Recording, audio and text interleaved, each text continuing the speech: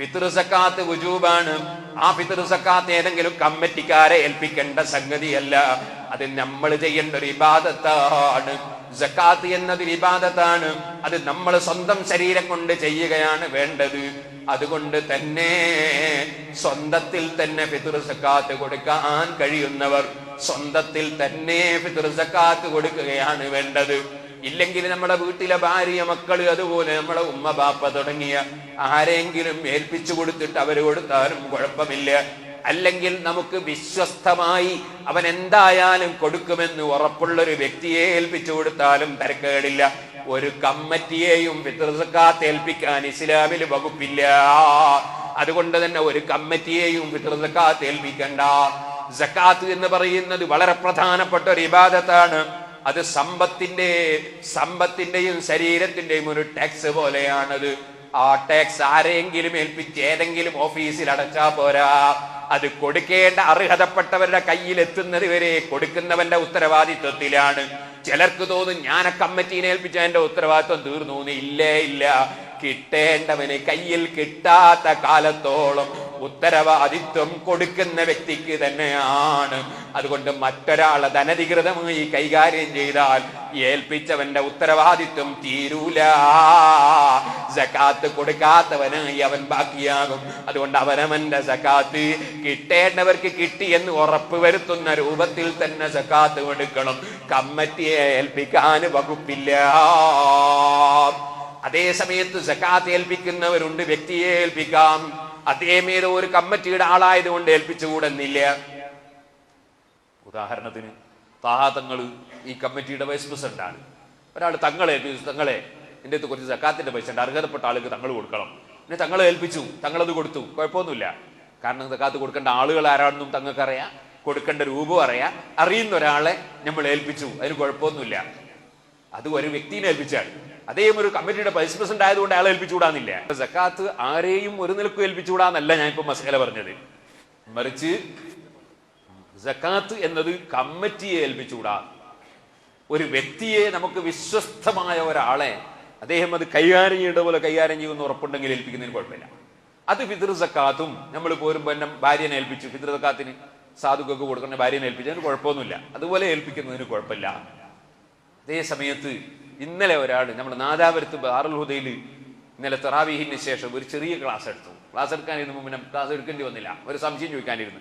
കുറെ സംശയം ചോദിച്ചു. കൂട്ടത്തിലൊരു സംശയം ചോദിച്ചത് ഫിത്ർ സക്കാത്ത് പണം കൊടുക്കാൻ പറ്റുമെന്നാണ്. പറ്റൂല എന്നാണ്.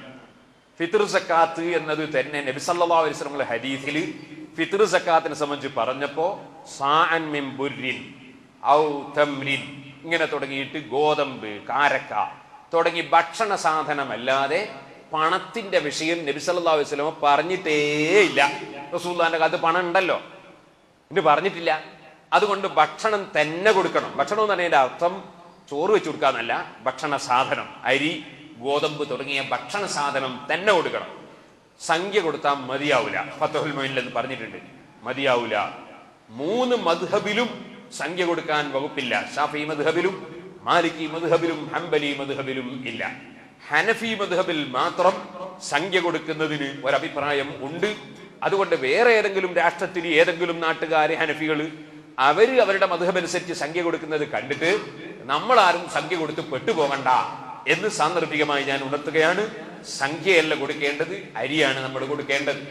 ആ അരി കൊടുക്കാൻ ഏറ്റവും നല്ല സമയം സുബിഹിന്റെ ശേഷമാണ്. അപ്പൊ ഇന്നലെ ഒരാൾ ചോദിച്ചു, അരി നമുക്ക് രാത്രി മഗ്‌രിബിന്റെ ശേഷം തന്നെ കൊടുക്കുകയാണെങ്കിൽ കുടുംബത്തിൽപ്പെട്ട ആളുകൾക്ക് അരി കിട്ടും, അപ്പൊ രാത്രി തന്നെ കൊടുത്തൂടെ എന്ന് ചോദിച്ചു. അങ്ങനെ കൊടുക്കുന്നതിന് വിരോധമില്ല. പെരുന്നാളിന്റെ രാവ് തന്നെ കൊടുക്കുന്നതിന് കുഴപ്പമില്ല. ഇതുപോലെ പെരുന്നാൾ നിസ്കരിക്കുന്നതിന് മുമ്പ് അത് കൊടുത്തു വീട്ടുകയാണ് വേണ്ടത്. പെരുന്നാൾ നിസ്കരിക്കുന്നതിന് മുമ്പ് നമുക്ക് കൊടുത്തു വീട്ടുമ്പോൾ നമ്മളെ വളരെ ബന്ധപ്പെട്ട ഒരു കുടുംബത്തിൽപ്പെട്ട ഒരാളോ അല്ലെ അയൽവാസികൾപ്പെട്ട ഒരാളോ അത്യാവശ്യമുള്ള ഒരാള് അയാൾക്ക് കൊടുക്കാൻ സാധിക്കുകയില്ലെങ്കിൽ പെരുന്നാൾ നിസ്കാരത്തിന്റെ ശേഷത്തേക്ക് മാറ്റുന്നതിന് കുഴപ്പം ഇല്ല. ഉച്ചക്ക് മുമ്പ് ഏതായിരുന്നാലും കൊടുക്കുകയാണ് വേണ്ടത്. രാത്രിയാകുന്നതിന് മുമ്പ് എന്തായിരുന്നാലും കൊടുത്ത് വീട്ടിയിരിക്കണം. ഫിത്ർ സക്കാത്ത് അത് നിർബന്ധമായ ഒരു കാര്യമാണ്. അത് നമ്മുടെ നോമ്പിന്റെ ന്യൂനതകൾ പരിഹരിക്കാനും കൂടിയുള്ള ഒരു ഇബാദത്താണ്. അത് എല്ലാ ആളുകൾക്ക് വേണ്ടിയും കൊടുക്കണം. ഈ പെരുന്നാളിന്റെ അന്ന് ഉദാഹരണത്തിന് 6:55 മഗ്‌രിബാണെങ്കിൽ 6:54 ഒരു കുട്ടി പ്രസവിക്കപ്പെട്ടാൽ ആ കുട്ടിയുടെ ബാപ്പ ആ കുട്ടിയുടെ ഫിത്ർ സക്കാത്ത് കൊടുക്കണം. 6:56 ഒരാൾ മരിച്ചുപോയാൽ ആ മരിച്ചുപോയ മയ്യത്തിന്റെ പേരിൽ ഫിത്ർ സക്കാത്ത് കൊടുക്കണം. മഗ്രിബിന്റെ സമയത്ത് ജീവിച്ചിരിപ്പുള്ള എല്ലാവരുടെ പേരിലും ഫിത്ർ സക്കാത്ത് കൊടുക്കണം. ഫിത്ർ സക്കാത്ത് നിർബന്ധമില്ലാത്ത ആളുകൾ നമ്മളെ കൂട്ടത്തിൽ ഉണ്ടാകാൻ സാധ്യതയില്ല. എല്ലാവരും കൊടുക്കൽ നിർബന്ധമായവരായിരിക്കുമെന്നാണ് ഞാൻ മനസ്സിലാക്കുന്നത്. അത്രയും വളരെ ലളിതമായ കാരണം കൊണ്ട് തന്നെ നിർബന്ധമാകുന്നതാണ് ഫിത്ർ സക്കാത്ത്. ഇപ്പൊ ഞാൻ പറഞ്ഞു വന്നത് നിങ്ങൾ ഓർക്കണം, ഫിത്ർ സക്കാത്ത് ഭക്ഷ്യധാന്യം തന്നെ കൊടുക്കണം. ഫിത്ർ സക്കാത്ത് വാങ്ങാൻ ആള് വരാൻ വേണ്ടി കാത്തിരിക്കരുത്. കഴിയുന്നതും പാവപ്പെട്ട നമ്മുടെ കുടുംബത്തിലോ നമ്മുടെ നാട്ടിൽ തന്നെയുള്ള കുടുംബത്തിൽപ്പെട്ട ആളുകൾ, അതുപോലെ അയൽവാസികൾ, ബന്ധപ്പെട്ടവര്, ഏറ്റവും ഞെരുക്കമുള്ളവർ, പ്രത്യേകിച്ചും ആരോടും ഒന്നും ചോദിക്കാതെ ഞെരുക്കം മൂടി വെച്ച് ജീവിക്കുന്ന സാധുക്കൾ ഉണ്ടാകും. അത്തരം ആളുകൾക്ക് നമ്മുടെ വീട്ടിലുള്ള കുട്ടികളെടുത്തൊക്കെ കൊടുത്തയക്കാനാണ് നമ്മൾ ശ്രമിക്കേണ്ടത്. നമ്മളെ കയ്യിൽ തന്നെ പിടിച്ചു കൊണ്ടു കൊടുക്കാൻ കഴിയുമെങ്കിൽ ഏറ്റവും വലിയ ഇബാദത്താണെന്ന് മാത്രമല്ല, അത് മനുഷ്യന്റെ അഹങ്കാരം നീക്കിക്കളയുന്ന വളരെ പ്രധാനപ്പെട്ട ഒരു സൽക്കർമ്മം കൂടിയാണ്. അഹങ്കാരം എനിക്കവന്റെ വീട്ടിൽ കൊണ്ട കൊടുത്തുകൂടാന്ന് പറയുന്ന ഒരു അഹങ്കാരം മുതലാളിയുടെ കൽബിലുണ്ടാകരുത്. നമ്മളെ അഹങ്കാരം നീങ്ങാൻ ആവശ്യമായ മുഴുവൻ പ്രവർത്തനങ്ങളും നമ്മൾ നടത്തേണ്ടതുണ്ട്. അതുകൊണ്ടാണ് ബഹുമാനപ്പെട്ട ആരിഫീങ്ങളും സാലിഹീങ്ങളും ഒക്കെ കിബിർ നീങ്ങാൻ വേണ്ടി പല സംഗതികളും മുരീദന്മാരോട് വസിയ്യത്ത് ചെയ്യാറുണ്ട്. ആ കൂട്ടത്തിൽ നിങ്ങൾക്ക് കാണാം, വെള്ള വസ്ത്രം എപ്പോഴും നല്ലതാണെങ്കിൽ പോലും ചില മഹാന്മാർ, ഈ എൻ്റെ അടുക്കൽ പഠിക്കുന്ന ഈ ശിഷ്യൻ വെള്ള വസ്ത്രമിട്ടാൽ അവൻ വലിയ കിബറനായി തോന്നുമെന്ന് കണ്ടാൽ നീ വെള്ള വസ്ത്രം ധരിക്കുന്നതിന് പകരം കളറുള്ളത് ധരിക്കണമെന്ന് വസിയ്യത്ത് ചെയ്ത സംഭവങ്ങളുണ്ടെന്ന് പണ്ഡിതന്മാർ പറയുന്നു. കാരണം നമ്മളെ വെള്ള വസ്ത്രത്തെക്കാൾ വലുത് നമ്മളെ വെള്ള മനസ്സാണ്. മനസ്സ് വെള്ളയാകലാണ് ഏറ്റവും വലിയ വിഷയം. മനസ്സിലൊരു അഹങ്കാരം തോന്നരുത്.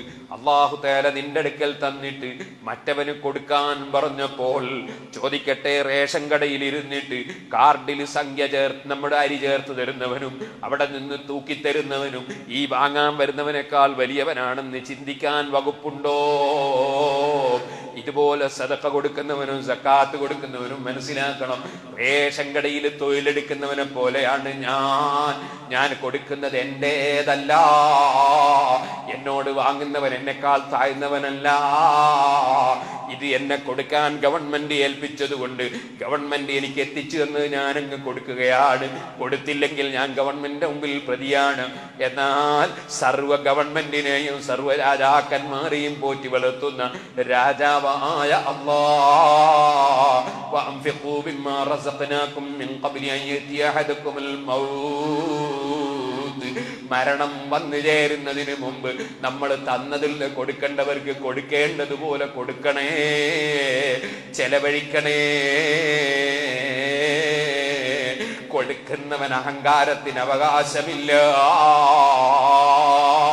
നമ്മളെ മനസ്സിൽ ഒരിക്കലും തന്നെ ഞാനൊരു കൊടുക്കുന്നവൻ എന്ന ചിന്ത നമ്മളെ ഖൽബിൽ വന്നു പോകാതെ, പടച്ച റബ്ബ് ഈ കൊടുക്കുന്നവന്ന് സ്വീകരിച്ചു കിട്ടണമെന്ന നിലക്ക് മാത്രമേ കൊടുക്കാവൂ.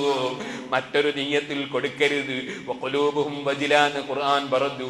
അവർ കൊടുക്കുന്ന സമയത്ത് അവരെ മനസ്സ് പേടിച്ച് വിറക്കുകയാണ്. നബിയെ, പേടിച്ച് വിറക്കുന്നത് എന്തിനാണ്? എന്റെ രാജാവായ അല്ലാഹ് ഈ എന്റെ സദഖ, എന്റെ സകാത്ത് അതെന്റെ റബ്ബ് സ്വീകരിക്കുമോ, അല്ല അവൻ തള്ളിക്കളയുമോ? ഈ പേടിയിലാണ് മോമിനായ മനുഷ്യന്റെ കൊടുതി.